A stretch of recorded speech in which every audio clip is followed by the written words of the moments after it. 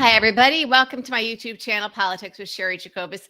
Thank you for subscribing. And if you're not yet a subscriber and you like what we do here, I hope you'll hit that subscribe button and help me out and tell your friends.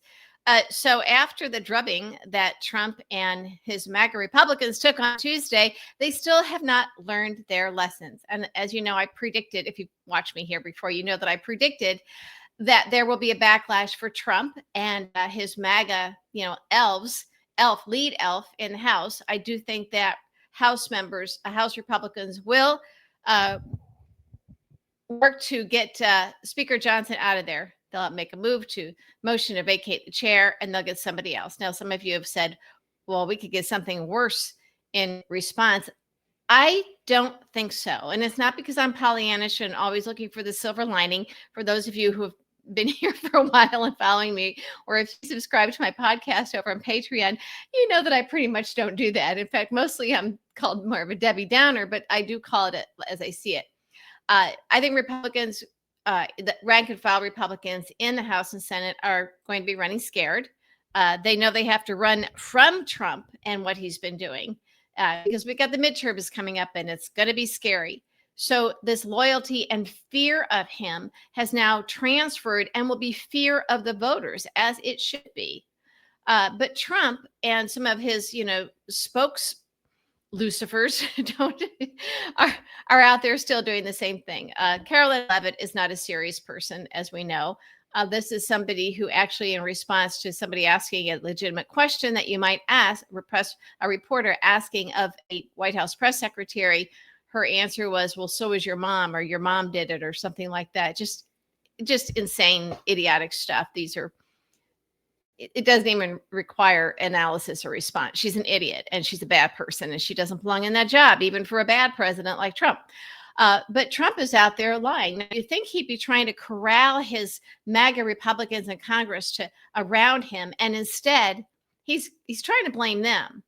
He's acknowledging, I guess, behind closed doors that the shutdown is what caused the country in all these different places and all these different races, including, state level races, like, the state Senate, House of Delegates, all of that. He's saying that it was the government shutdown. Well, yeah, that's part of the Trump and MAGA policies that contributed to it. But Trump won't take responsibility for that. He seems to be trying to push that off on Republicans in Congress, even though we know that he has basically taken ownership of them. We no longer have these three branches of government because Speaker Mike Johnson, basically said that he's not allowed to even meet with Democrats to negotiate without Trump's permission. So this is a Trump and MAGA. And, since he does control the Republicans in Congress, it is a GOP government shutdown. And polls show that that's what the Americans believe. So what does Trump try and do? He tries to distance himself. He says, well, I wasn't on the ballot, so this wasn't a referendum on me. Well, yeah, it was a referendum on him and his MAGA Republicans, since he controls them. He owns them lock, stock, and barrel. This drubbing they took was completely on him. So I think that Republicans that are interested in, I don't know, maybe saving their seats in the midterms, even if they can't save their majority in the House and Senate, I think that they will want a new speaker and they will start distancing themselves from Trump. So I don't think he helps himself by pushing the government shutdown onto them. It's his, and they are tied to him. So they're starting to muddy the waters there a little bit, but Trump can't stop lying. I'm going to give you an example. He's claiming grocery prices are down. They're not. They're simply not. And rather than take a hint from Tuesday and maybe learn to, I don't expect him to become a truthful person, but stop lying so much. Stop with the lies where they're so easy to prove, the stuff that people understand. So his latest one is that Walmart announced that their Thanksgiving is cheaper this year, that the price of it, their 2024 food basket for Thanksgiving was higher than their 2025 one. Well, here's the thing. And this, like, within 5 minutes, people had the answer to this. You know why? You know why it cost less in 2025 to have a Walmart Thanksgiving basket than it did in 2024? Because in 2024, it was largely name brands, and they had 21 food items in the Thanksgiving basket. In 2025, they have dropped. They are now doing the Great Value Walmart brand. Okay, that's fine. I buy it. But there's no longer 21 food items in it. It's 14 food items. That is the only reason the price has dropped. And then on top of that, you've got Dr. Oz in Trump's cabinet claiming that because of their policies and what they're doing, that by the midterms, Americans will have lost with 138 whatever billion pounds. It's like, that's a really bad message when you've just cut off SNAP benefits. What, you're going to starve people to death? He's trying to say that Americans will be healthier, that they will be losing weight due to health, but kind of tone deaf when you've got people in food lines, and is one of the reasons why Republicans lost on Tuesday so badly. Okay? Because it certainly wasn't because of Democratic messaging and leadership in the House and Senate. They're doing great at the state level. Mikey Sherrill in New Jersey, Abigail Spanberger in Virginia, places like that. They are the leaders. They are the ones, and the people in every county in Virginia. And that's another thing. We've got MAGA out there out there saying, they do those red and blue maps where they show all of this red space and then the blue just in the metropolitan area. They do this in California. They did this in Virginia. I saw this. It's like, well, yes, because that's where most of the people live, in those blue areas. Now, Democrats flipped almost every single county in Virginia. So you can put these red parts up all you want, guys, MAGA guys, but you still lost. Is that an old? I don't know why you're calling them red anymore, these counties. But here's the other thing. Virginia is considered a southern state. It's south of the Mason-Dixon line, so is Maryland.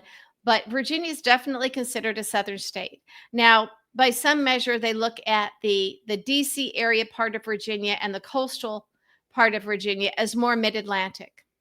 But even then, all of those other counties are part of a southern state, the South, the American South, and they went blue on Tuesday.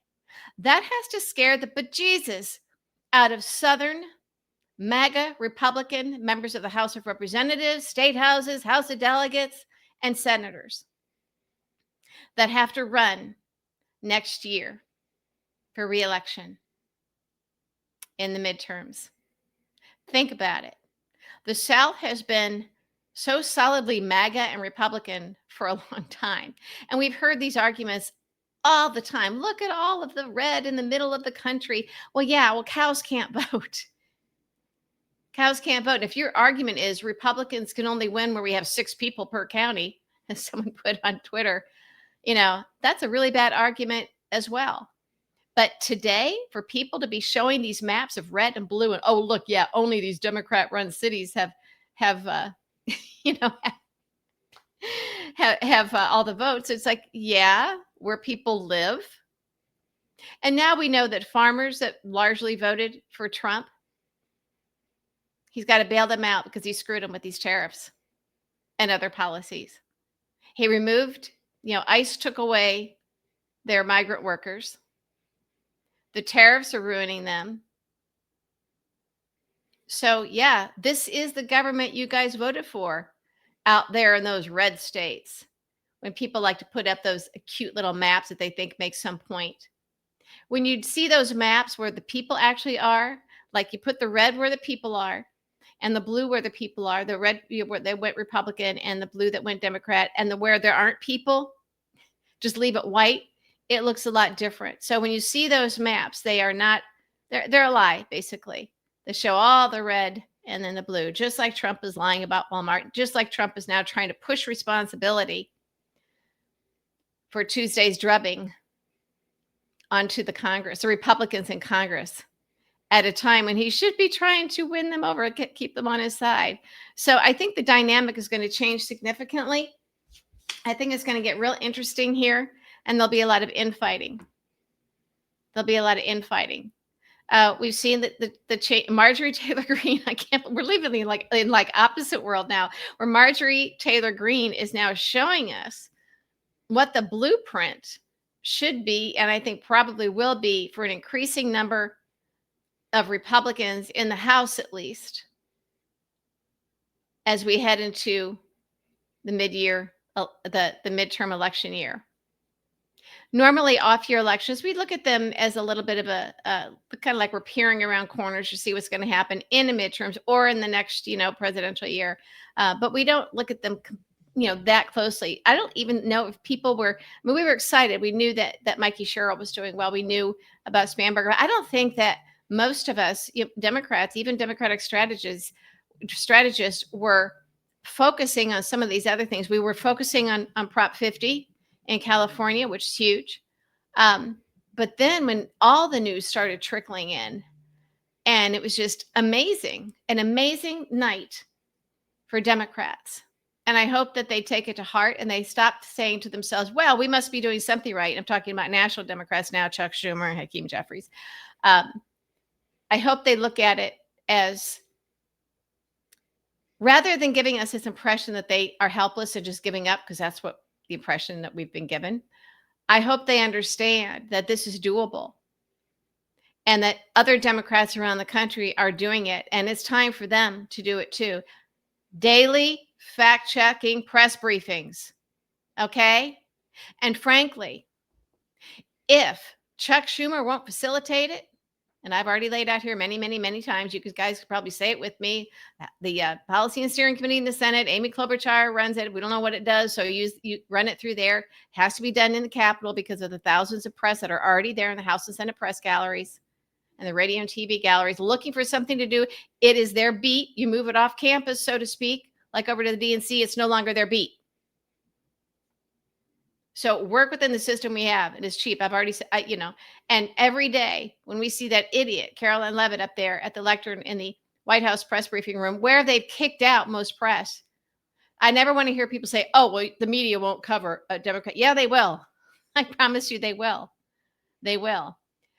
It's content. Give them the content. Give them the content. And it would make the job of everybody else a lot easier for all of you that are out there.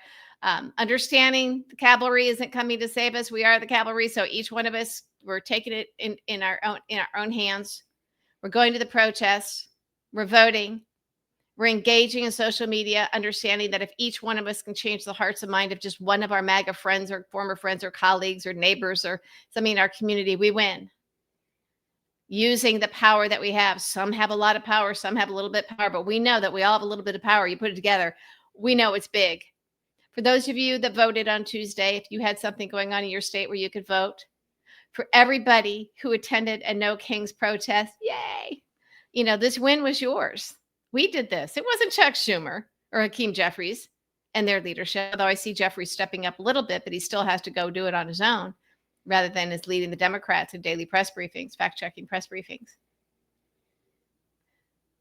So they have to follow us. We have to lead them. And right now, I would love I think we're past the point where we should be working on Chuck Schumer to do this. I think he just simply has to step aside as leader, or we get somebody else in the Senate to do it somewhat officially under the auspices and say we are speaking on behalf, and do it on a bi-cameral basis. Have it be, Amy Klobuchar and who in the House runs something there. You can do it. I'll have to look that up, and have it be a joint operation, and you hire a super staffer that's more of counselor to them, to the leadership, who's on par with them, who has the gravitas, like a Pete Buttigieg or a Tim Ryan, and they can be in any meeting that they need to be. People that on their own know that there are certain things that they can't talk about if there's a split in the House and Senate on specific issues. But if you do it as fact-checking and you help put forth the Democratic agenda, and you still keep it under the umbrella where you can, stay within, so that it is something that can be part of a congressional function. Donors are going to love it. As I've said before, it would be rocket fuel. Rocket fuel. So today, for example, and I had to find this, we see people talking about it, but it's not getting out there to the general public in a huge way that we need it to, or fast enough. But just what I just told you about Walmart. Trump lies about Walmart. He goes on Truth Social. He says, Walmart just announced that food prices are down, and the annual Thanksgiving, the basket is going to be cheaper in 2025 than in 2024. Okay, so you would have a Pete Buttigieg or a Tim Ryan or somebody of that stature. Again, they would be to Democrats in Congress what Elon Musk was to Trump. Not a little staffer, but a kind of a new officer position, really. Only a good guy instead of the bad guy that Elon Musk is. And what we would have is right now, let's see, what time am I putting this out there? I can't see. So something that would be like the point of the day, the talking point of the day that we'd all be talking about on podcasts or social media, the evening news, print, the wire services around the country, radio, it all goes out there because they're all covering it. They all have people there at the Capitol.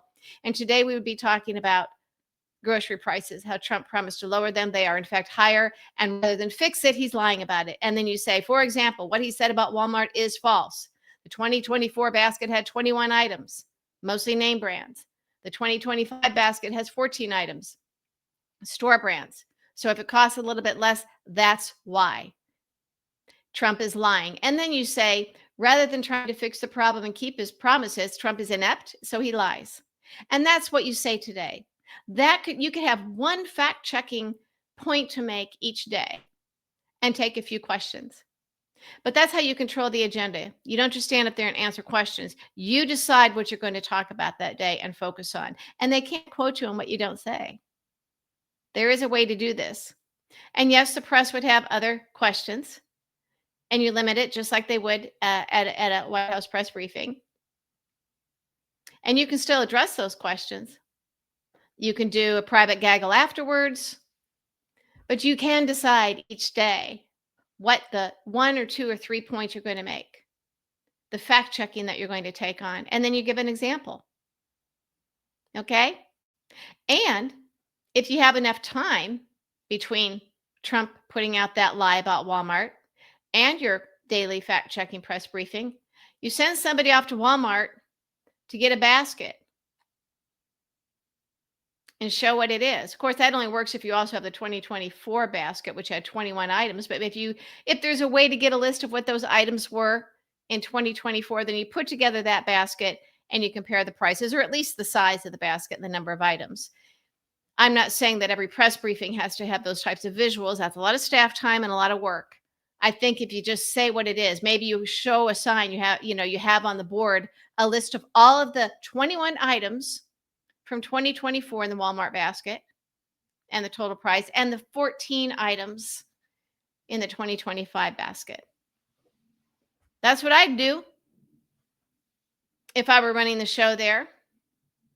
And they should hire me as the number 2. You have your daily person, your Pete Buttigieg or Tim Ryan, and then you've got Sherry over here directing a staff of 5 or 6 people.